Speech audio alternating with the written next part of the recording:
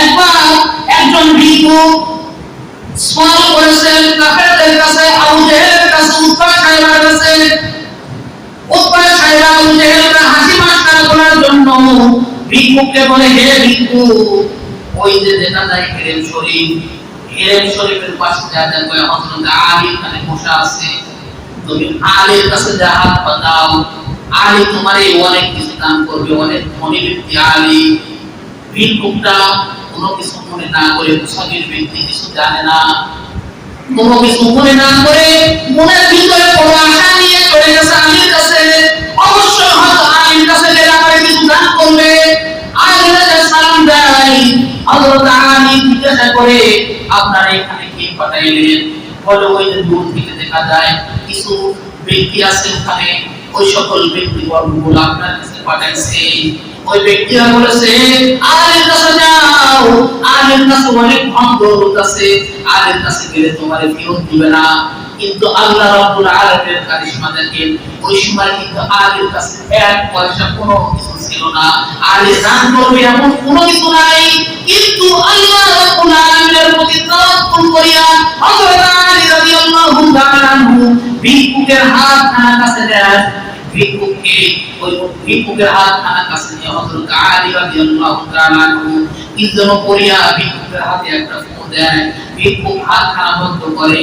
ভিক্ষুককে বলে, হে আল্লাহর বান্দা, এই হাত খানা আপনি বন্ধ করলেন, এই হাত খানা একমাত্র যেই ব্যক্তি আপনার কাছে আপনারে আমার নিকটে পাঠাইছে, ওই ব্যক্তির কাছে যাওয়ার পরে হাত খানা খুলবে।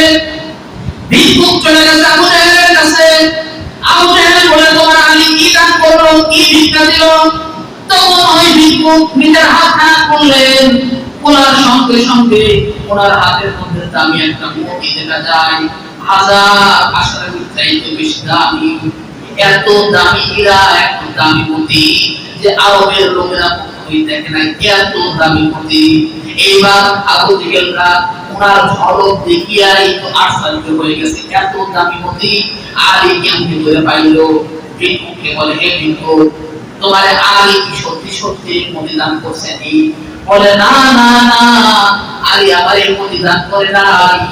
আলী আমার হাত খানা কাছে নিয়া আলী আমার হাতে একটা ফু দিছে, আর আমার হাত বন্ধ করতে বলেছে, আর বলেছে হাত খানার জন্য আমি আপনাদের সামনে দিয়ে আমি হাত খানা খুলি। এইবার আবু জাহেল বলে, না, আলীর কাছে চলে গেছে, হে আলী, তুমি এত দামি মূল্যবান হীরা কোথায় পাইলা?